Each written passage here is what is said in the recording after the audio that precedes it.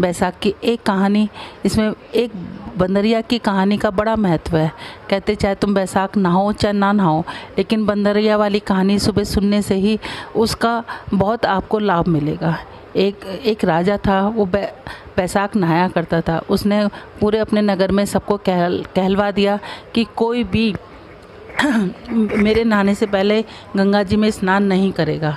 लेकिन गंगा जी के किनारे पे एक पेड़ था जिस पे एक बंदरिया रहती थी। वो राजा के आने से पहले ही पानी में चली जाती और नहा के वापस अपने पेड़ पर चढ़ जाती। राजा जब आता तो उसको पानी हिलता हुआ दिखता और कहीं कहीं पर पानी के छींटे भी पड़े हुए दिखते। राजा बड़ा परेशान, उसने अपने सैनिक लगा दिए कि हर कोई जाके देखो कि कौन है। सैनिकों ने बहुत देखा, पहरा बिठा दिया, लेकिन उनको नहीं मिला। जब बैसाख का महीना ख़त्म होने वाला था तो एक दिन एक सैनिक को दिखाई दिया कि कोई एक बंदरिया आती है, पेड़ के ऊपर से उतर के आती है और नहा के फिर वापस ही पेड़ पर चढ़ जाती है। वो उस बंदरिया को पकड़ के राजा के पास ले आया। राजा के पास लाने के बाद उसने कहा कि महाराज, ये बंदरिया आपके नहाने से पहले नहा लेती है। राजा ने प्रण ले रखा था कि कोई भी स्त्री जाति होगी तो अगर वो बैसाख मेरे से पहले नहा रही होगी तो मैं उससे शादी कर लूँगा। राजा ने अपने प्रण के अनुसार उस बंदरिया से शादी कर ली। बंदरिया से शादी कर ली। बैसाख नहाने के महत्व के कारण वो बंदरिया पेट से रह गई। अब वो राजा से कहने लगी कि 9 महीने बाद जब मेरे बच्चा होगा तो मैं क्या करूँगी, क्योंकि राजा के कोई संतान नहीं थी। राजा की और 2 रानियाँ थीं, वो निसंतान थीं। तो राजा ने कहा कि मैं तुम्हारे महल से और अपने वहाँ तक राज दरबार तक एक घंटी बंधवा देता हूँ, और जब वो घंटी तुम्हारे दर्द होने शुरू हुए हैं, तुम्हारे बच्चा होना शुरू है, तो वो घंटी बजा देना। कहने लगी ठीक है। महल में रानियों ने देखा तो कहने लगी कि बंदरिया से पूछा कि ये घंटी कैसी है, कि ये घंटी राजा जी ने बंधवाई है कि इसलिए कि जो ना जब मेरे बच्चा होगा तो राजा जी आके मतलब आ जाएंगे। अब वो रानियों ने कहा एक बार बजा के देखो तो सही कि राजा जी आते कि नहीं आते। उन्होंने कहा ठीक है। रानी ने वो घंटी बजा दी। अब वो बजा दी तो राजा आ गए कि क्या हुआ। कहने लगी मैंने तो बजा के इसलिए देखी थी कि आप आते हो कि नहीं आते। अब जब उसके दर्द होने लगे तो उसने घंटी बजाई तो रानियों ने बीच में रोक लिया कि वो तो जानवर है, उसने ऐसी बजा दी होगी। राजा वापस चला गया। अब वो रानियों से पूछने लगी कि अब मेरे को दर्द हो रहा है, मैं क्या करूं। कहने लगी अपनी आंखों पे पट्टी बांध लो और अपना सिर ओखली में दे दो। उन्होंने ऐसे ही किया। रानी बैसाख के नहाने के कारण उसको बड़ा सुंदर एक बालक लड़का पैदा हुआ।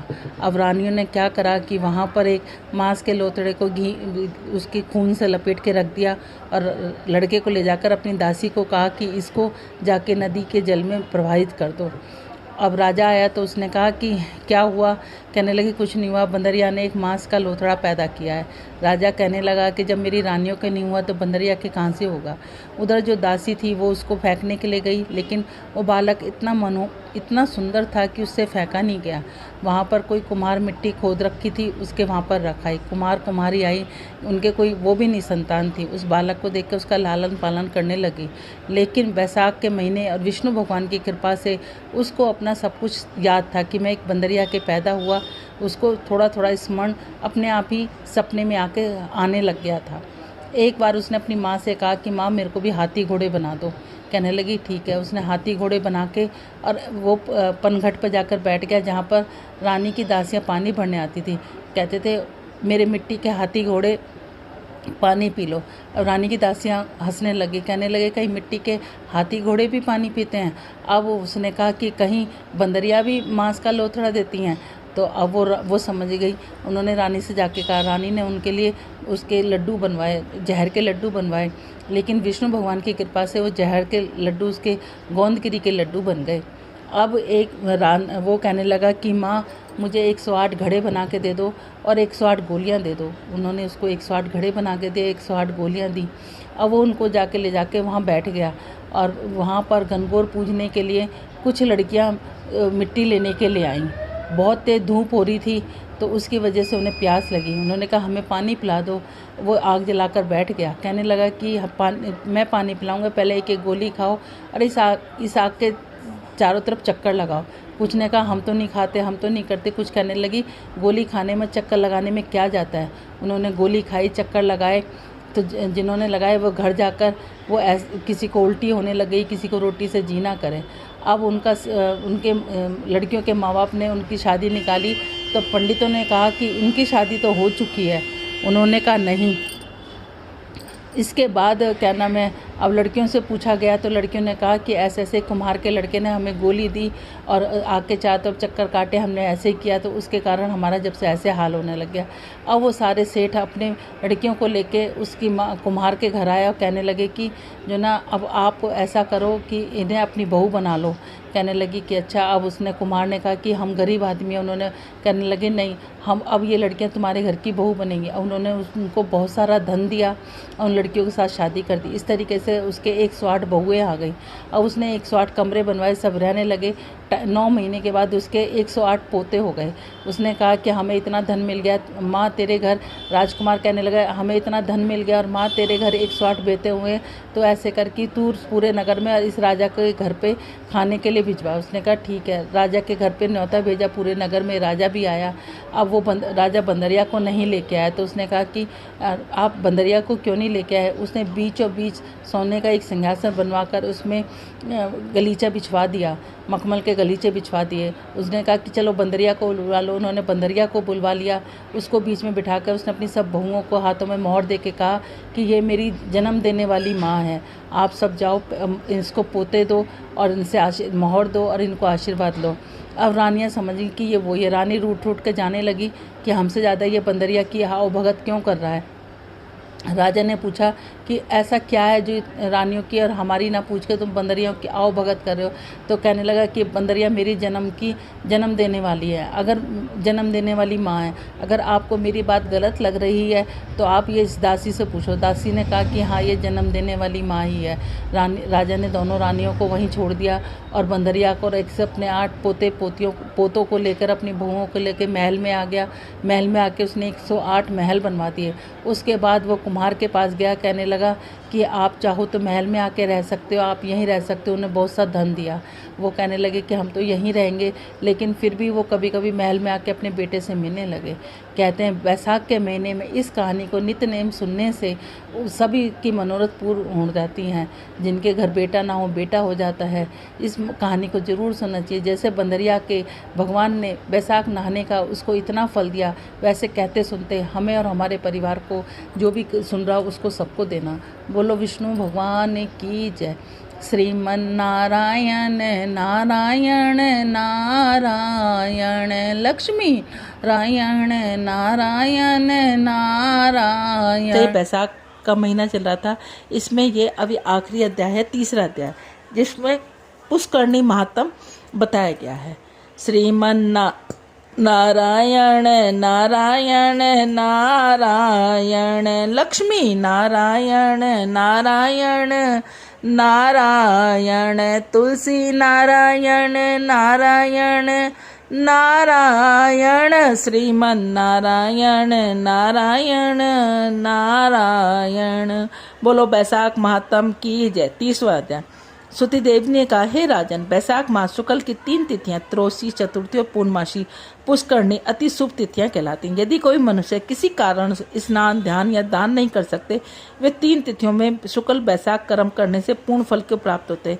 त्रयोदशी, चतुर्थी व पूर्णमासी तिथियों पर विष्णु जी तमाम देवी देवताओं सहित विष्णु लोक में शुभ स्थानों पर जल के स्थान के टिकट नदी व कूपों पर एकत्रित होते हैं तथा भक्तों को मनवांछित फल प्रदान करते हैं। यही कथा ब्रह्मा जी ने सुनाई, शिव जी ने पार्वती को सुनाई, जगन्नाथ भगवान ने ऋषि मुनियों को पवित्र वाणी से कथा सुनाई, मनुष्य जाति के हित के लिए सुनाई। सुतिदेव जी ने कहा, बैसाख माह में स्नान, दान आदि सत्कर्म करने से निश्चित ही मुक्ति मिलती है। कुछ समय पश्चात सुतिदेव जी ने राजा मिथिलेश से वापसी जाने का विचार प्रकट किया। तत्पश्चात उस उत्सव का समारोह व राजा मिथिलेश ने सुतिदेव को सारे नगर की परिक्रमा कराई तथा यथाशक्ति आभूषण, गौ, पृथ्वी, अन्न, तिल आदि का वैभवशाली पदार्थ सहित दान किया। इस प्रकार सुतिदेव जी ने संतुष्ट होकर अपने धाम को प्रस्थान किया। नारद जी कहने लगे, हे राजन, बैसाख माह की कथा सुनाने से धर्म, अर्थ, काम व मोक्ष प्राप्त होते। मेरा तो वास एक स्थान पर रहता नहीं, अतः मैं चलता हूँ। यह कहकर नारद जी अंतर्ध्यान हो गए। बोलो बैसाख महात्म की जय। अब यह पूरी कड़ी खत्म हो गई है। अब हम आगे आप लोगों को जेठ के बारे में, जिसमें पीपल की पूजा, पीपल की कहानी, पीपल का सींचना और पीपल की कौन सी कहानी कही जाती है पूरे महीने पे, वो हम आपको आगे से देना शुरू कर देंगे। वो सोमवार को जिस दिन पूर्णमासी है उसी दिन से पीपल की सारी कहानियाँ और कहानी और साथ में पीपल की जोत लगनी शुरू हो जाएगी। बोलो राधे राधे। बिन पिए नशा हो जाता है जो राधे राधे गाता है, जो राधे राधे गाता है, जो राधे राधे गाता है। बिन पिए नशा हो जाता है जो राधे राधे गाता है। जिसके अंतर मन भाव बड़ा वो ऊंची अटारी की सीढ़ी चढ़ा, जिसके अंतर मन भाव बड़ा वो ऊंची अटारी की सीढ़ी चढ़ा। उसे गोपी बना लिया जाता है जो राधे राधे गाता है, उसे गोपी बना लिया जाता है जो राधे राधे गाता है। बिन पिए नशा हो जाता है जो राधे राधे गाता है। मेरा बरसान रंगीला है, सब राधे नाम की लीला है। मेरा बरसान रंगीला है, सब राधे नाम की लीला है। जहाँ भगवान भी चरण दबाते हैं जो राधे राधे गाते हैं, जहाँ मेरे भगवान भी चरण दबाते हैं जो राधे राधे गाते हैं। बिन पिए नशा हो जाता है जो राधे राधे गाता है। रस पीने का तू इरादा तो कर, मेरे बांके बिहारी से वादा तो कर। रस पीने का तू इरादा तो कर, मेरे बांके बिहारी से वादा तो कर। वो खुद ही पिलाने आते हैं जो राधे राधे गाते हैं, वो खुद ही पिलाने आते हैं जो राधे राधे गाते हैं। बिन पिए नशा हो जाता है, बिन पिए नशा हो जाता है जो राधे राधे गाता है। बोलो राधे राधे। यदि आप सब लोगों को हमारा चैनल अच्छा लगता है तो इसको ज़्यादा से ज़्यादा लाइक करें, ज़्यादा से ज़्यादा शेयर करें, और नए हैं तो सब्सक्राइब करें और बेल आइकन को ज़रूर दबाएं। बोलो राधे राधे।